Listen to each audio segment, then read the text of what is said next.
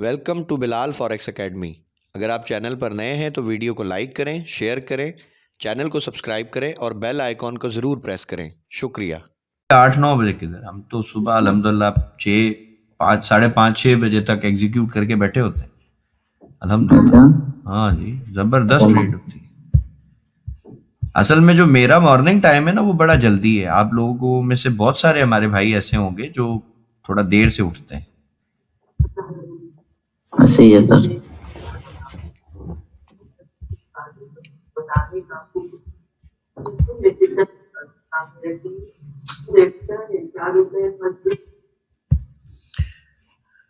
अच्छा जी, अभी हम अपना टॉपिक शुरू करते हैं और फिर उसके बाद इंशाल्लाह हम आपके क्वेश्चन आंसर भी लेंगे। अच्छा जी, आज का जो हमारा टॉपिक है ना, वो पहले हम यहाँ पे आपको दिखा भी दें, इस स्कैल्पिंग स्ट्रैटेजी के हवाले से है। यानी कल जो हमने पढ़ी चीजें, वो हमने पढ़ी just long term trade holding के बारे में ना, कि हमें ऐसा हम क्या करें कि हमें अच्छी ट्रेड्स मिले, जिसकी एक्यूरेसी भी मतलब अच्छी हो और जिसमें हमें रोज काम भी ना करना पड़े। लेकिन चूंकि मैं समझता हूं कि बहुत सारे लोग जो है वो इस वक्त लॉन्ग टर्म ट्रेड होल्ड नहीं कर सकते। उसकी बहुत सारी रीजंस हो सकती हैं, जिसमें एक सबसे कॉमन जो रीजन है, जो मे भी सबके साथ हो, कि अभी इनके पास इतना पोर्टफोलियो नहीं है, अकाउंट में इतना बैलेंस नहीं है, इक्विटी इतनी नहीं है कि जिस वजह से ये अच्छी ट्रेड्स को अभी होल्ड करें। सो ऑल्दो अगर कोई करना चाहता है तो वो छोटी इक्विटी से भी कर सकता है। जिस तरह मैं अक्सर जिक्र करता हूं कि हमारे एक भाई ने 0.02 सेंट की जो लॉट होती है उससे $800 का प्रॉफिट बनाया एक सिंगल ट्रेड। ठीक है, बस ये कि उनमें पेशेंस था, सब्र था, तो वो बन गया अल्हम्दुलिल्लाह। अच्छा जी, सो स्कैल्पिंग स्ट्रैटेजी जो है, इसमें हमने बेसिकली ये देखना होता है कि मार्केट की जो फास्ट मूव है ना, हमने उसको पकड़ना है।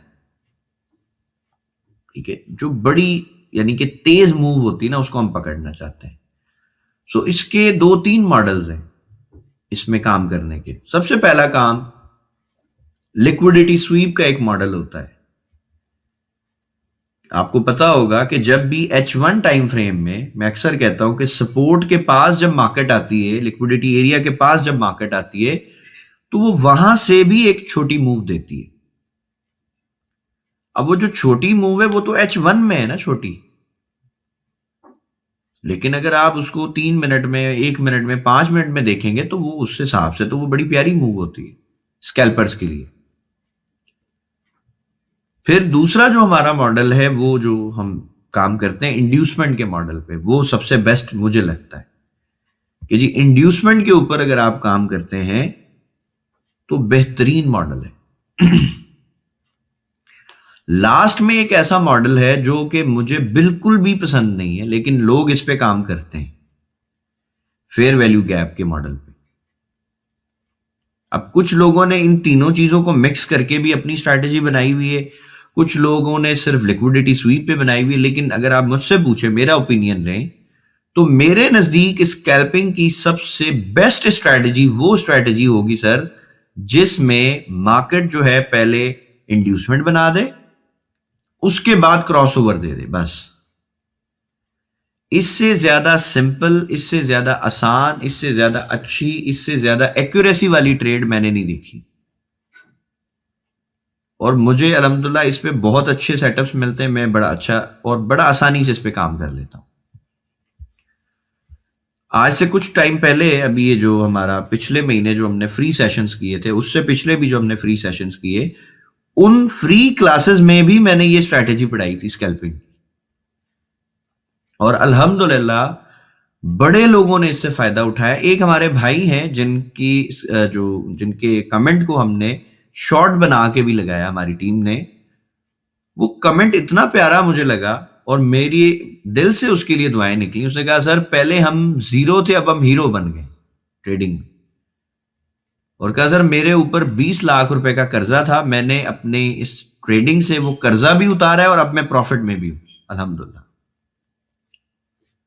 तो मुझे बड़ा अच्छा लगा। मैंने कहा, जी अल्लाह ताला आपको मजीद कामयाब करे भाई, और तरक्की दे आपको। सो बताने का मकसद सिर्फ ये है कि जो स्कैल्पिंग है, अगर उसको तरीके से किया जाए तो स्कैल्पिंग भी बहुत अच्छी है, बेहतरीन है।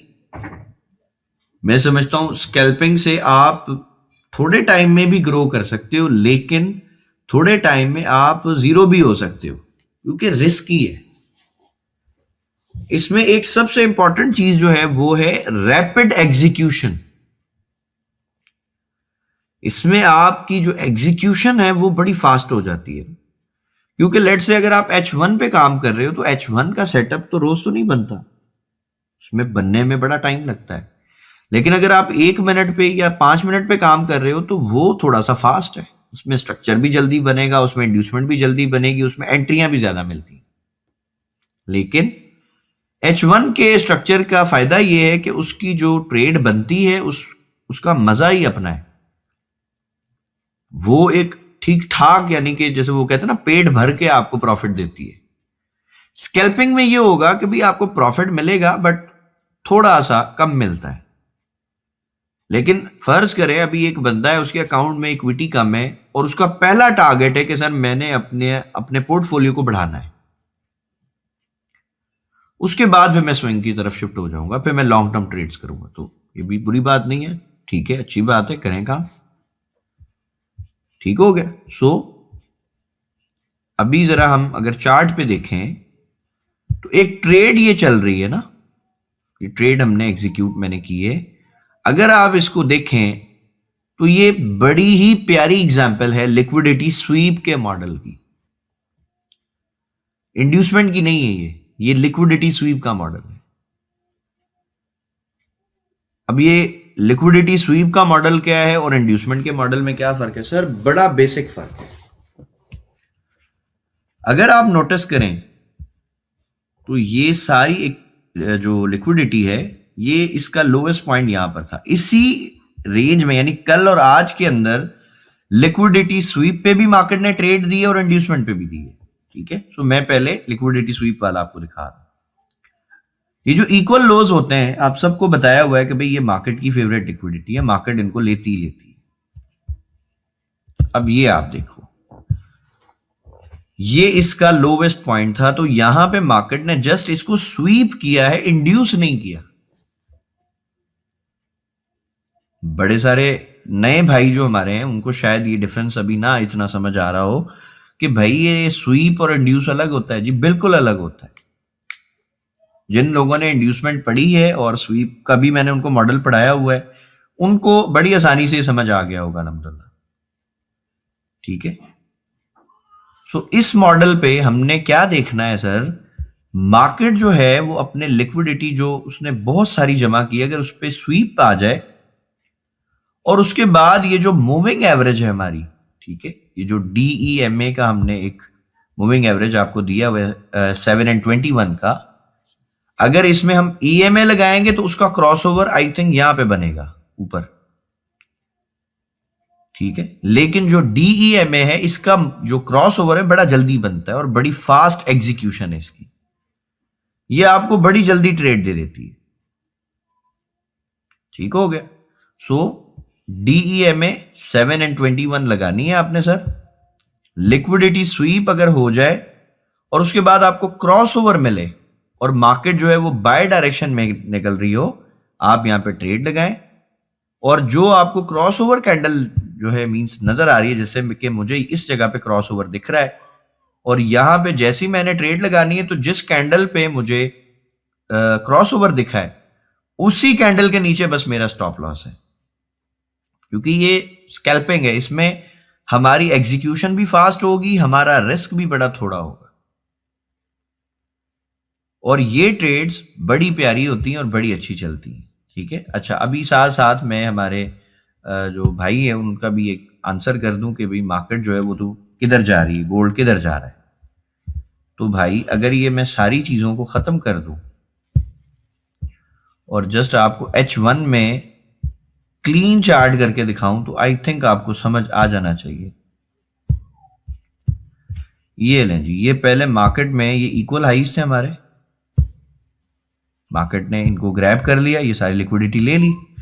उसके बाद जो अगला टारगेट है हमारा वो ये वाला है, मींस मार्केट का अगला टारगेट है वो ये है। और अगर इस एरिया से भी मार्केट रिजेक्ट नहीं होती है, सो ये जो इक्वल हाइज ऊपर पड़े हुए हैं सर, ये मार्केट का नेक्स्ट टारगेट होगा।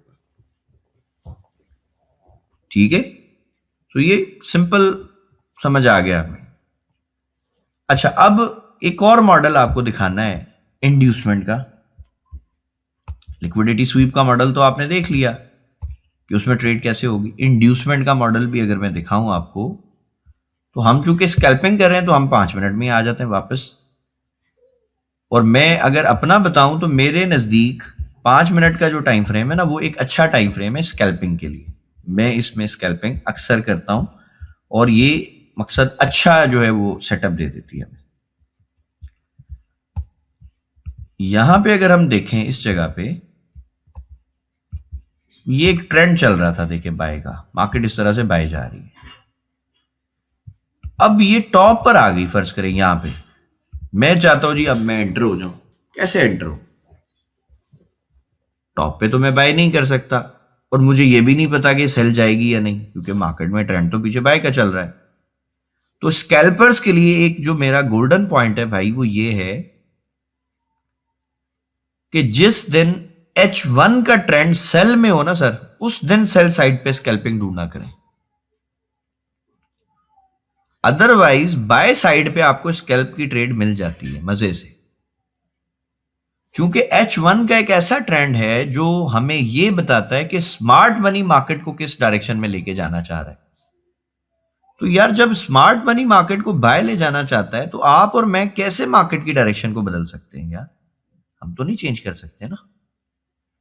तो बजाय हमें मार्केट से लड़ने से बेहतर नहीं है कि हम सुकून से देखें कि H1 का ट्रेंड किस तरफ है और उसी डायरेक्शन में हम ट्रेड फाइंड करें अकॉर्डिंग टू लिक्विडिटी स्वीप या इंड्यूसमेंट के मॉडल पे।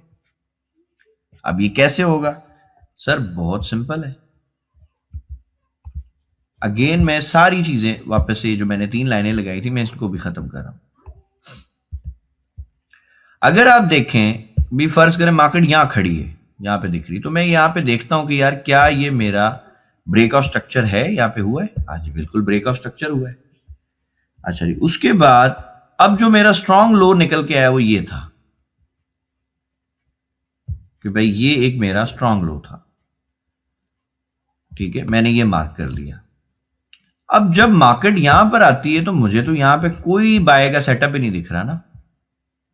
ठीक है, मुझे तो कुछ नहीं दिख रहा कि यार मैं बाय कैसे करूं। अब मैंने क्या करना है सर, एक इससे पिछला वाला जो BUS है ना, वो निकाल लेना। ठीक है, तो ये दोनों हाईज जो है वो करीब करीब है, तो हम यहां से इसको पकड़ लेते हैं बस। और इसके नीचे ये बहुत सारे इक्वल लोज है, अब हम इसको अपना लिक्विडिटी एरिया मार्क करते हैं। और चूंकि ये हमारा BUS भी यहीं पे करीब ही है, तो हमें स्ट्रॉन्ग लो वैसे ही यहीं पे होना चाहिए हमारा भी। ठीक है जी, यहाँ पे अगर हम इसको देखें इस तरह, तो भाई ये जो इक्वल लोज होते हैं ना बहुत सारे, तो हम यहां पर फिर अपना एक लो मार्क करते हैं। तो इस जगह पर आके इसने यहां पे कोई बाय के सेटअप दिए थे। अब हम देखते हैं कि क्या यहां पे हमारी मूविंग एवरेज ने हमें क्रॉस ओवर दिया या नहीं दिया बाय साइड पे।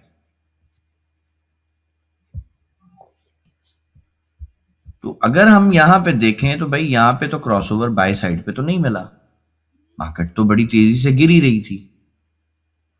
चलें जी, उसके बाद अब ये वाले पे भी अगर हमें नहीं मिला, तो अब हम इस लिक्विडिटी वाले सेटअप पे अपनी किस्मत आजमाते हैं। यदि देखें यहां पे हमें कोई बाय की ट्रेड मिली है या नहीं मिली।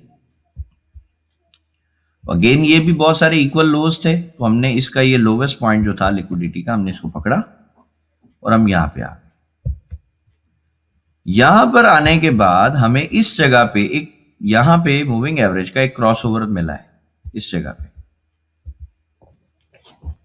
ठीक है, यहां पे हमें एक क्रॉस ओवर मिला, लेकिन किसी वजह से हमारा इसने SL हिट कर दिया। ठीक है, इस पॉइंट पे ऑल्दो मार्केट में कोई जानदार मूव नहीं आई, लेकिन फिर भी यहां पे एक हमें एक मोमेंटम कैंडल दिखती है और हम चाहते हैं जी, हमने यहाँ पे कोई बाय की सेटअप जो है ना वो फाइंड करना है। हमने यहाँ पे ट्रेड लगाई और इसी कैंडल के, चूंकि मैंने जिस तरह आपको बताया कि जो रीजन कैंडल आपको लगती है ना एंट्री की, उसके नीचे आप SL लगा दें। तो भाई ये आपका $5-5.5 का SL था और ये जी आपका एक SL हिट हो गया। अब आपने ये देखना है कि भाई दोबारा मैं किस तरह एंटर हूं। ठीक है, अब हम इसके पीछे अगर देखें तो हमारा एक मेन लिक्विडिटी एरिया यहां पे पड़ा हुआ है।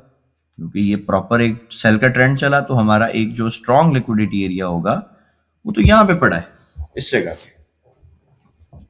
लेकिन अगर आप गौर करें, मार्केट पहले देखे जो गिरती हुई आ रही थी, तो वो कोई बाय साइड पे स्ट्रक्चर ही नहीं दे रही थी ना, बस वो एक दो कैंडलें बना रही थी और तेजी से गिर रही थी। लेकिन अब उसने क्या किया, उसने एक यहां पे भी स्ट्रक्चर बनाना शुरू कर दिया। और जैसे ही उसने यहां पे हमें क्रॉस ओवर दिया, फर्ज करें हमने इधर पे ट्रेड लगा ली बाय की, हम देखें कि क्या इस ट्रेड ने भी हमें कुछ ना कुछ प्रॉफिट दिया या हमारा इसने भी लॉस ही किया।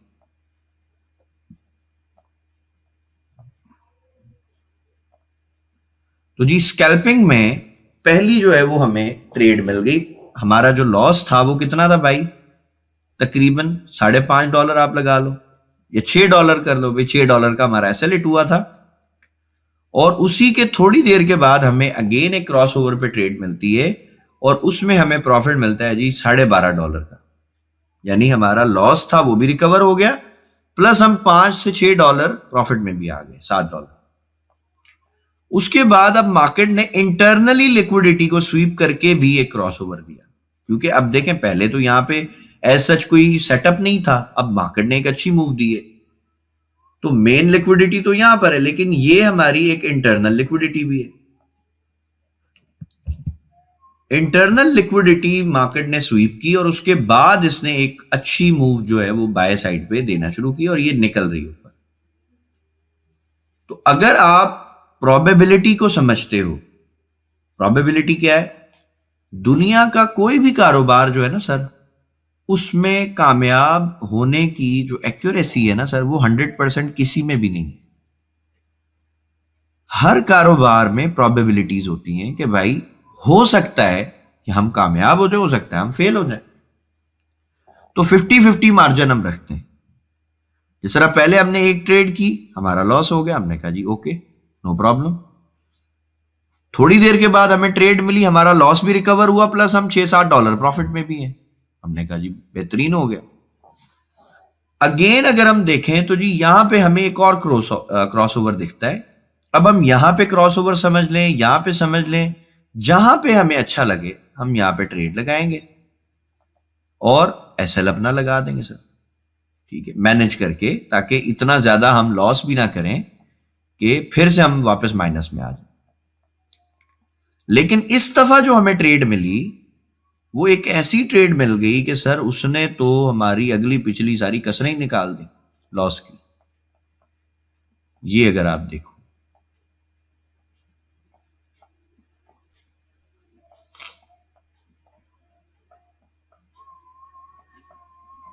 ये मार्केट खड़ी है।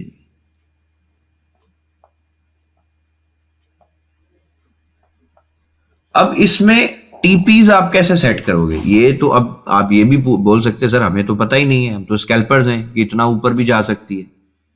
तो भाई लिक्विडिटी को आप टारगेट कर सकते हो। अगर कोई अच्छी ट्रेड आपको मिल रही है ना, फर्ज करो आपने 0.05 की ट्रेड लगाई, तो मैं सबको ये कहता हूं कि भाई आप बेशक 90% ट्रेड बंद कर दो, लेकिन कुछ ना कुछ लॉट चलने दिया करो ब्रेक इवन करके। बाज औकात मार्केट में जैकपॉट लगते हैं सर इस तरह के, आपने शायद पूरी बड़ी लॉट जो आपने क्लोज की उसमें से आप इतना प्रॉफिट नहीं बनाओगे जितनी आपकी 0.01 की या 2 की लॉट जो चल रही होगी ना लॉन्ग टर्म से, वो आपको पैसा दे देगी इंशाल्लाह। अब यहां से जब ये मार्केट निकली है तो सर आपका पहला जो टीपी है वो कौन सा है सर, ये लिक्विडिटी एरिया था आपका पहला टीपी। आप यहां तक कुछ ना कुछ ट्रेड बुक कर लेते, फर्ज करें आपने 0.05 की लॉट लगाई, पहला टीपी आपने यहां बुक किया, उसके बाद आपने देखा भाई मार्केट ने तो फुल प्रेशर से वो निकल गई ऊपर, ठीक है, उसके बाद आपको यहां पे मार्केट दिखी ब्रेक लगाती हुई या यहां पे दिखी, तो आप यहां पे अगेन कुछ ना कुछ लॉट बंद कर दें। फाइनल टीपी आप चलो यहां पे भी अगर रखते इस जगह पे, ठीक है, तो अगर मैं इसी का ये प्रॉफिट आपको दिखाऊं तो ये कितनी पावरफुल ट्रेड है और ये स्ट्रैटेजी बहुत ज्यादा अच्छी है। ये लो, ये हमारी ट्रेड निकल के आती है। अब इसका अगर हम रिस्क मैनेज करें सर 1:14.11, यानी रिस्क कितना है जी? वही $5-5.5 जो हम ले सकते हैं। टीपी कितना है सर? $81। हमने जो आपको टारगेट दिया है, सब हमारे भाइयों को, स्टूडेंट्स को, मैंने सबसे ये रिक्वेस्ट की थी कि भाई आप मंथली टारगेट $100 को रखा करो, यानी $100 की मूव जो है ना वो हमारा टारगेट है।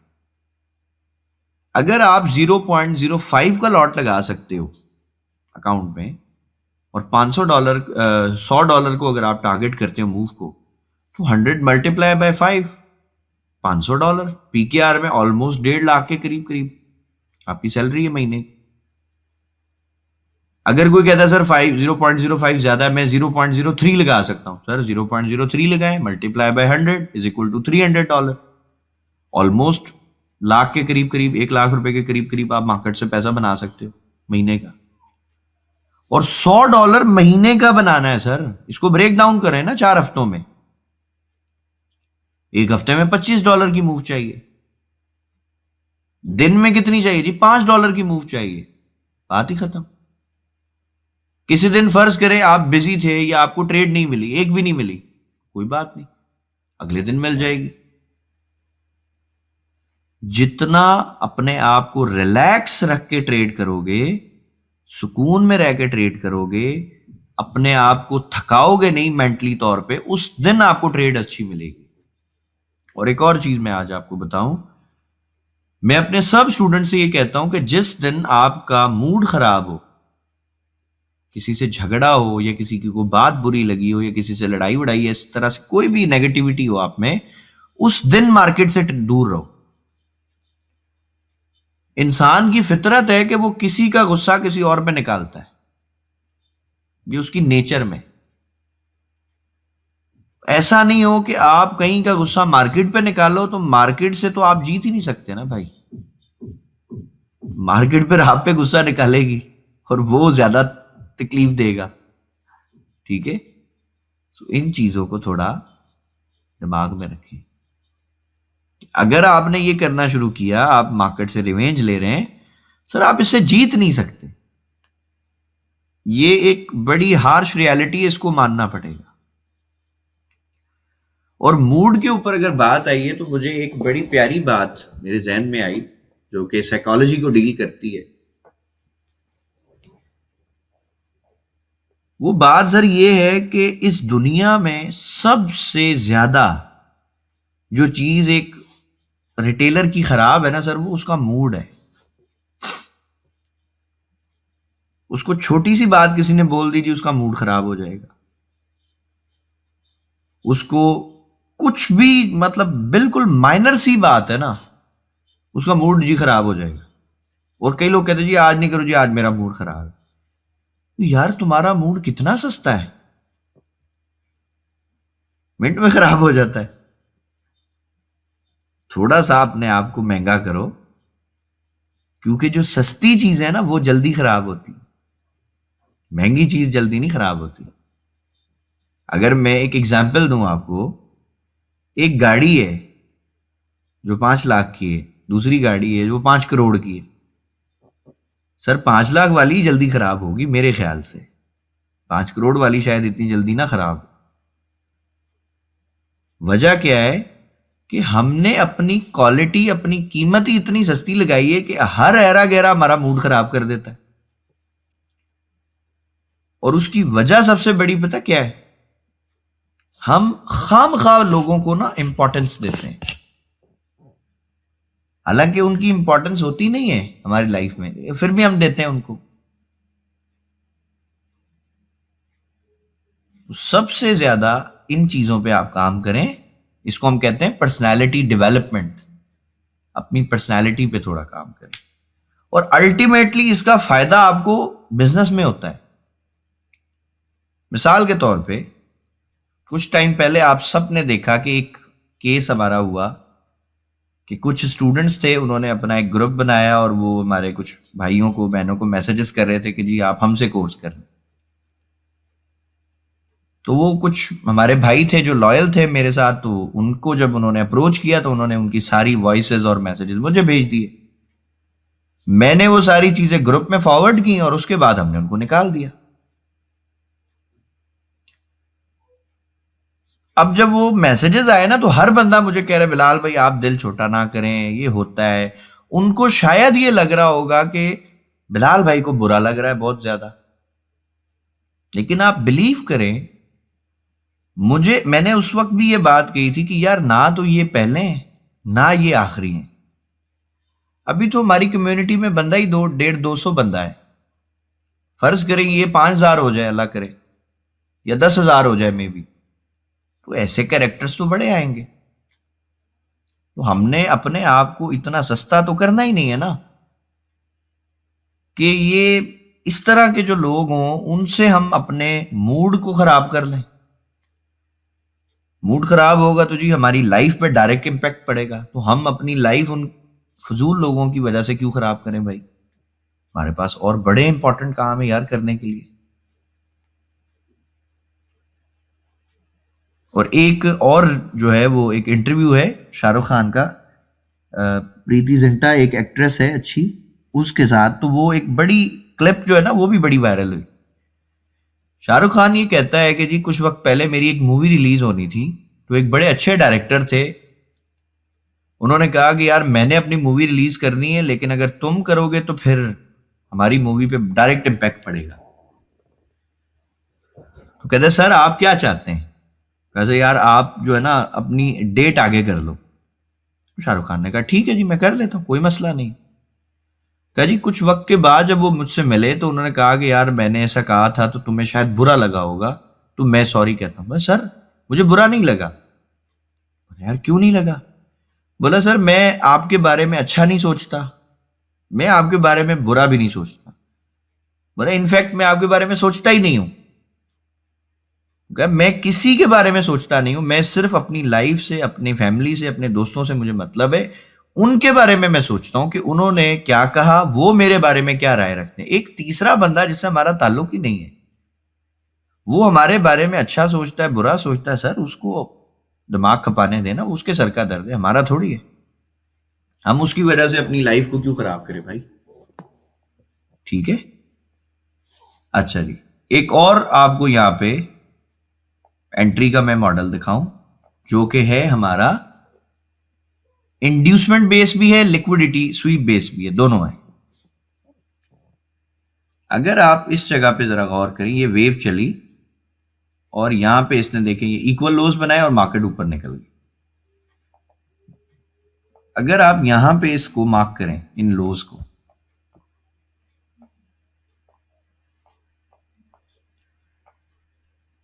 ये देखिए मार्केट एग्जैक्टली इस जगह पर आती है, लिक्विडिटी स्वीप भी करती है, लेकिन हमें यहां पर क्रॉसओवर नहीं देती। तो जब क्रॉसओवर नहीं मिला, ट्रेड नहीं कर रहे, वेट करेंगे। अब जो हमारे पास इस लिक्विडिटी एरिया के बाद जो अगला लिक्विडिटी पॉइंट है, वो एक तो ये वाला है, और अगर इससे बिल्कुल पीछे जाएं तो फिर ये वाला है, या मे बी ये वाला हम मानते हैं, क्योंकि ये दोनों बिल्कुल करीब है तो हम ये वाला मान सकते हैं। ठीक है। सो यहां पे ये एक जो अच्छी कैंडल थी सेल की, उसके बाद मार्केट ने अच्छा खासा पंप लिया। यहां पर देखो मार्केट ने क्या किया, एग्जैक्ट उसको ब्रेक किया पहले, और उसके फौरन बाद एक अच्छी बाय की कैंडल दे दी बना के। अब यहां पे जैसे ही आपको क्रॉसओवर मिलता है भाई, तो अगेन याद रखना है गेम ऑफ प्रोबेबिलिटी। ये बिल्कुल जरूरी नहीं है कि आपने सारा सेटअप देखा है तो आपको 100% ट्रेड मिलेगी। भाई रिस्क मैनेज करके ही काम करना। ये नहीं है कि आप अपने पोर्टफोलियो को पूरा रिस्क पे लगा दो कि जी ये तो सेटअप बन गया है बस जी अब तो हम तो बाई कर देंगे। नहीं होता भाई ऐसा। हर ट्रेड में रिस्क मैनेज करके ही काम करना, ताकि अगर आपका एसएल हिट हो जाए तो आपको पैनिक नहीं हो, आपको टेंशन नहीं हो कि यार बस ये क्या हो गया मेरे साथ। ऐसा नहीं होना चाहिए। ठीक है। ये एक आपको और ट्रेड मिल गई 1:4.18, तकरीबन $47-48। जी सर। सर मैं यहाँ पे बात करूंगा सर। जी सर हुक्म करें। सर कल जैफा ने ना यहाँ पे पीछे वाला देखा ना आपने, वहां पे जैफा ने लगाया हुआ था लेकिन ये भी है था जो अभी अभी किया ना, ये वाला, हाँ ये वाला भी है था, लेकिन वो ज़ैफा ने नीचे लगाया हुआ था, हाँ। तो वो यहीं से मार्केट ऊपर निकल गई। मेरा माइंड में था कि यहाँ से निकल सकती है, क्योंकि ये भी इक्वल लो था। बिल्कुल, आप देखें ना, ये दो तीन लोग है ना, एक ये हो गया, एक ये हो गया, एक ये हो गया, तो ये यहाँ पे से इंड्यूसमेंट बनाई और फिर ये ऊपर निकल गई। जी, यहीं से निकल गई। ठीक है, और उसके बाद यहां पर इसने आपको लिक्विडिटी स्वीप के ऊपर भी ट्रेड दे दी, जो कि स्टिल जो है वो प्रॉफिट में है अभी तक। ये लें, ये चल रही है, ये यहां से इसने ट्रेड कराई है, इसका ये एसएल रखवाया इसने, और इसने आप देखें बड़ा अच्छा ये प्ले हुई है ट्रेड हमारी। तो ये जो लिक्विडिटी स्वीप और इंड्यूसमेंट है ना सर, ये बड़े ही कमाल के सेटअप्स हैं। अब इसकी अगर आप एक्यूरेसी देखें, एक एसएल हुआ है इसमें अभी तक। जी सर, कुछ कह रहे थे आप? मैंने कहा सर, ये जो लिक्विडिटी स्वीप पर कह रहे हैं आप, इसके बाद मोमेंटम कैंडल होनी चाहिए, अगली कैंडल सर? जरूरी नहीं है, मोमेंटम भी हो सकती है, लेकिन क्रॉस ओवर मिल जाए तब भी आप ट्रेड कर लें, कोई मसला नहीं। लिक्विडिटी स्वीप के बाद क्रॉस ओवर मिल जाए सर, रिस्क मैनेज करके ले ले ट्रेड। हाँ, रिस्क मैनेज करें बस, क्योंकि स्कैल्पिंग का मतलब क्या है? Scalping means fast execution. दो रीजंस आपको दे दी ना, अगर मोमेंटम कैंडल दिखे ट्रेड ले लें, अगर रिस्क मैनेज हो रहा है तो। रिस्क बहुत बड़ा है, एसएल बहुत बड़ा बन रहा है, फिर छोड़ दें, फिर नहीं करें भाई, उसको अवॉइड करें। अब इसकी एक्यूरेसी आप देखो, एक एसएल हिट हुआ है अभी तक $5-5.5 का। वेरी नेक्स्ट ट्रेड आपको मिलती है जिसमें आपको प्रॉफिट मिलता है तकरीबन $12.5। उसके बाद आपको मिलता है सर $81। उसके बाद आपको मिलता है सर $47-48 के आसपास, एंड लास्ट आपको मिलता है सर $34। ठीक हो गया? तो ये सिंपल स्ट्रैटेजी। इसमें आपने ना ऑर्डर ब्लॉक मार्क किया, ना आपने एफवीजी देखा, ना आपने कोई अगड़म शगड़म कुछ भी नहीं देखा भाई। लिक्विडिटी पकड़ ली, इक्वल लोज पकड़ लिए, वहां पे लिक्विडिटी स्वीप पे क्रॉसओवर मिल जाए, ठीक है, इंड्यूसमेंट पे मिल जाए, ट्रेड कर लें बस। मैं समझता हूं कि ये सबसे इजीएस्ट स्ट्रैटेजी है मेरे अकॉर्डिंग, और इसी स्ट्रैटेजी पे बड़े सारे लोगों ने सर फंडेड अकाउंट पास किए, अल्हम्दुलिल्लाह। ठीक है, अच्छा जी, अभी आखिरी 15-20 मिनट है, अगर कोई आपके सवाल है तो आप पूछ सकते हैं।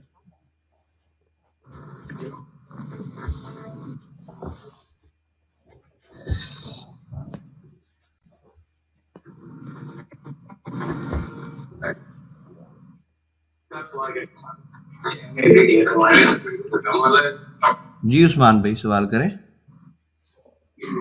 जी सर, मैं ये पूछ रहा था, हम जो नीचे अपना एरिया मार्क करके बैठे होते हैं, और सर ये ऊपर से ही चली जाती है, जिस तरह आपने अभी दिखाया है चार्ट के अंदर कि नीचे वाला भी हमारा लो था, स्ट्रॉन्ग लो, और उसके ऊपर से अगर वहां पे स्ट्रक्चर शिफ्ट करे तो फिर जाके देख सकते हैं हमारे ऊपर क्रॉस ओवर पे। उस्मान भाई, क्रॉस ओवर पे बन जाए और रिस्क मैनेज हो, दो जुमले लिख लें अपने पास कि अगर आपको क्रॉसओवर मिल रहा है और रिस्क भी मैनेज हो रहा है, उसके बगैर नहीं करना हमने काम। ठीक हो गया? बेशक हमारे ऊपर वाली जो लिक्विडिटी है उसके ऊपर उसको टच करके चली जाए बेशक, अब वो मसला नहीं है ना भाई। हमने देखना क्या है, या लिक्विडिटी स्वीप का मॉडल है जी, या तो लिक्विडिटी स्वीप हो या इंड्यूसमेंट हो। ऐसे ही हवा में एंट्री नहीं लेनी है। नहीं ऐसे नहीं सर। ठीक है भाई, या तो लिक्विडिटी स्वीप करके आपको क्रॉसओवर दे रही है तो चेक कर लें, रिस्क मैनेज हो रहा है तो, या इंड्यूसमेंट के बाद आपको क्रॉसओवर मिल रहा है तो कर लें। अब ऐसा नहीं है ना कि मार्केट हर जगह क्रॉसओवर करिए आप बाय सेल कर रहे हो, ये नहीं करता, इसमें आपकी एक्यूरेसी नहीं आएगी।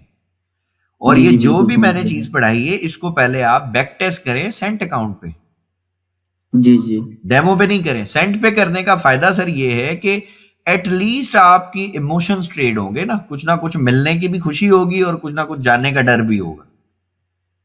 तो फिर ये आपको लाइव मार्केट में करना है, बैक टेस्ट नहीं कर, पिछली मार्केट में नहीं करना, लाइव ट्रेड इस पे करें, लाइव रिजल्ट निकालें, उसके अकॉर्डिंग फिर काम करें। ठीक हो गया सर, थैंक यू, बहुत शुक्रिया। अच्छा जी, और हमारे किसी भाई का कोई क्वेश्चन है तो बताएं।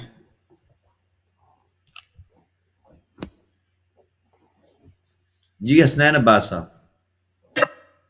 अस्सलाम वालेकुम सर। वालेकुम सलाम जी हसनैन भाई। सर फॉरेक्स कैलकुलेटर इसको ओपन कर सकते हैं आप सर? जी सर अभी कर देते हैं।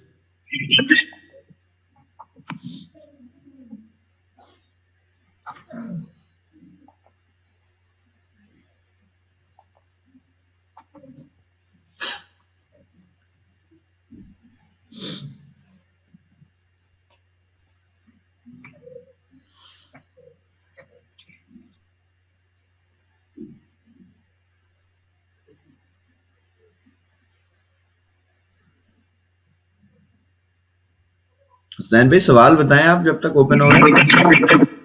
जी सर, इसमें सर ये एंड पे स्टॉप लॉस पिप्स या पॉइंट्स में लिखा हुआ है, तो इसकी मुझे समझ नहीं आ रही सर। गोल्ड में काम करते हैं आप? नहीं सर, ये मैं उस पे काम कर रहा था। ये सब गोल्ड के लिए है। मैं यूरो यूएसडी की ट्रेड मैंने ली है सर आज, उसके लिए मुझे थोड़ा इशू हो रहा था इसमें। देखें एक सिंपल अपन एग्जांपल पकड़ते हैं। पहले बताएं अकाउंट कितना है आपका? $100 सर। $100 का आपका अकाउंट है। रिस्क कितना लेते हैं आप? 2%। ठीक हो गया। पेयर आपका यूरो यूएसडी सिलेक्ट है। अब यहाँ पे पिप्स में हमने इसको बताना है कि जी फर्ज करें गोल्ड में जिस तरह मैं आपको बताऊं कि जो $1 है ना उसको हम 10 पिप्स कहते हैं। ठीक है, ठीक हो गया सर। गोल्ड में $1 10 पिप्स होता है। $2 आपके 20 पिप्स होते हैं, $3 आपके 30 पिप्स होते हैं। फर्ज करते हैं कि हम इसको ये टास्क देते हैं कि भाई हमारा 30 पिप्स का एसएल है, यानी गोल्ड के हिसाब से अगर देखें तो $3 का रिस्क है। ठीक हो गया जी सर। अब ये हमें कैलकुलेट करके देगा।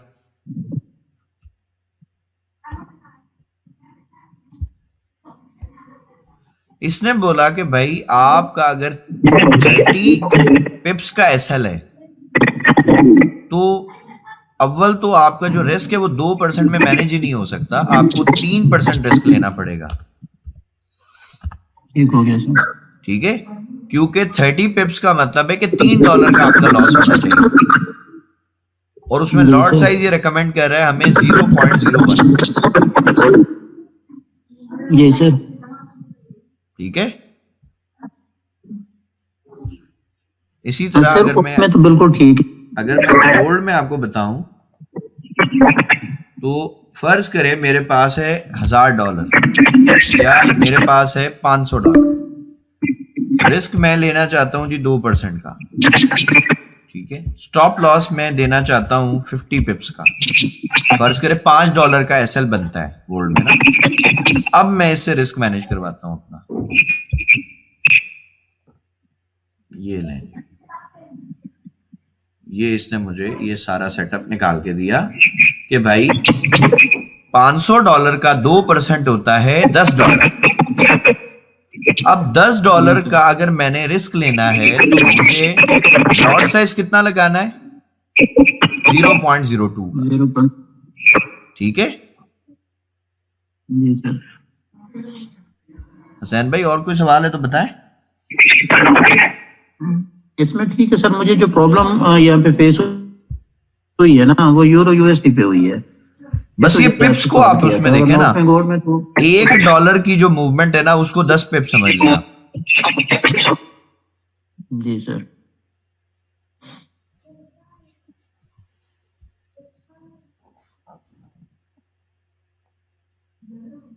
जी वलीद भाई आप क्वेश्चन करें। अस्सलाम वालेकुम सर।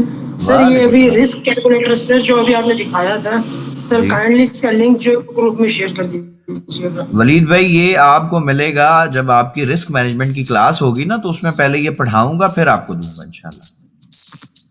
ठीक है, अच्छा चलिए ठीक है सर, थैंक यू। हाँ ओके सर, कोई वो सीक्वेंस के साथ आपको सब चीजें जब समझाएंगे फिर इंशाल्लाह आपको दूंगा।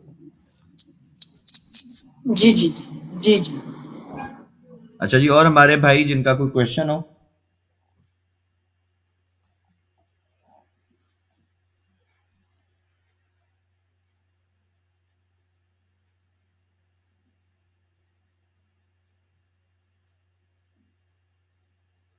जी मोहसिन फारूकी साहब। अस्सलाम वालेकुम सर, आसिम। आसिम फारूकी साहब, ये मोहसिन के नाम से आईडी बनी हुई है जी। सर वो भाई की है नाम। चले अल्लाह खैर करे। जी आसिम कभी भाई। एक से कभी दूसरे से करता हूँ। सर वो क्या बना पीडीएफ का, मैं कहा बता आपने। सर पीडीएफ ऑलमोस्ट कंप्लीट हो गई है, बस ये इस वीक में हो जाएंगी। आज ट्यूसडे है ना, 3 पीडीएफ और है हमारी, वो बन जाए फिर इंशाल्लाह सारी आपको सेंड कर दी जाएगी। ठीक है, जज़ाकल्लाह sir, thank you very much. बस ये पूछना था।